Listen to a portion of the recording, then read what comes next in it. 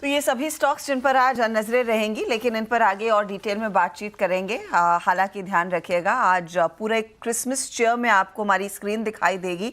जैसे मैं सुबह से कह रही हूँ, वेलकम टू CNBC आवाज़ विंटर वंडरलैंड। आप सभी को क्रिसमस की ढेरों शुभकामनाएं। वीरू, यतिन और अनुज, आप तीनों को भी merry Christmas in advance. Merry Christmas Harshada. और मुझे लगता है सेंटा के जो लाल कपड़े हैं वो आप ही ने पहने हैं, हमने तो सिर्फ लाल टाई पहनी है। हाँ। और बॉस भी जो है आपको क्रिसमस चीयर में दिखाई पड़ रहे हैं। बाजार में भी चीयर होगा आपके रीडिंग के हिसाब से। Yatin, merry Christmas. Merry Christmas Veeru, आपको भी सबको गुड मॉर्निंग। शुक्रिया, गुड मॉर्निंग, मैरी क्रिसमस। और बिल्कुल, देखिए एक चीज़ है वैसे, हमने टोपी क्यों नहीं पहनी सबने? सिर्फ कंचन ने पहनी थी, मैं देखा। हाँ, कंचन ने पहनी थी। मुझे सुबह मुझे लगा मैं बाल खराब हो सकते हैं, इसलिए मैंने नहीं पहनी। चलिए पर पहन सकते हैं। हाँ, कोई नहीं। देखिए एक चीज़ है, लेकिन यतिन, आपने बहुत अच्छा सवाल पूछा।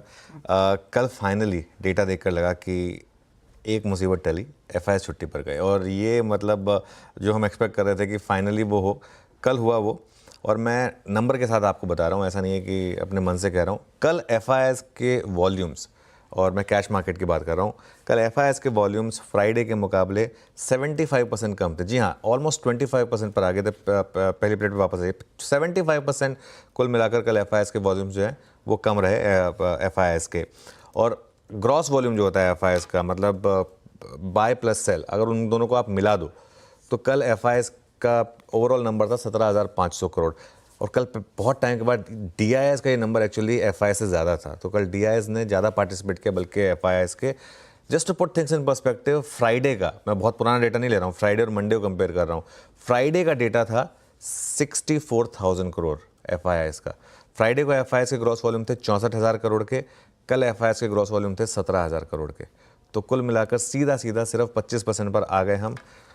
और कल बाजार नहीं गिरा, शायद इसका यही कारण था कि कल वो बड़ा सेलर नहीं था। और कल आपको ख़ास तौर से बैंक निफ्टी का चार्ट देखिए। कल मैं और वीरू जब शो कर रहे थे, वो दिख रहा था स्क्रीन पर कि बैंक निफ्टी में कुछ स्ट्रेंथ है और वो सस्टेन कर रही थी। पूरे दिन बैंक निफ्टी की स्ट्रेंथ सस्टेन किया और टुवर्ड्स द एंड एक और जंप आया और ऑलमोस्ट हम बैंक निफ्टी पर तो डे हाई पर जाकर बंद हुए।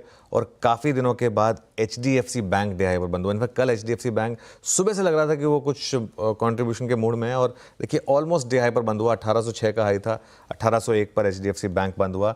अब ऑब्वियसली अगर कल इतने लो वॉल्यूम थे, मुझे लग रहा है आज भी वॉल्यूम काफ़ी लो रहेंगे FIS के। आज तो हो सकता है कल से भी लो हों वॉल्यूम्स।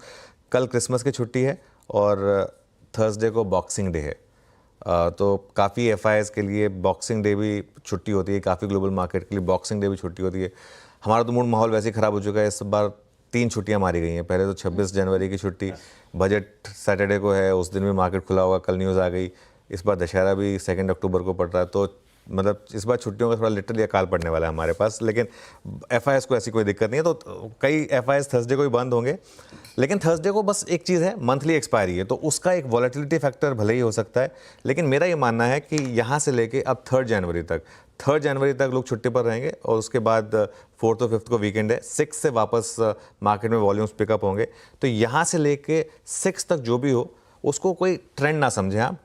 ऑब्जर्व करें, ट्रेड करें, मौका मिले तो पार्टिसिपेट करें, सब कुछ करें, लेकिन इसको ट्रेंड ना समझें। मार्केट का असली ट्रेंड 6 जनवरी से मिलेगा हमें। तो असली ट्रेंड 6 जनवरी से, यानी कि अगले साल से ही उभर कर आता हुआ दिखाई देगा। लेकिन हाँ, एक बड़ी रिलीफ ऑफ कोर्स जो FIS की सेलिंग है उससे ज़रूर मिलती हुई दिखाई देगी। चलिए इसी नोट पर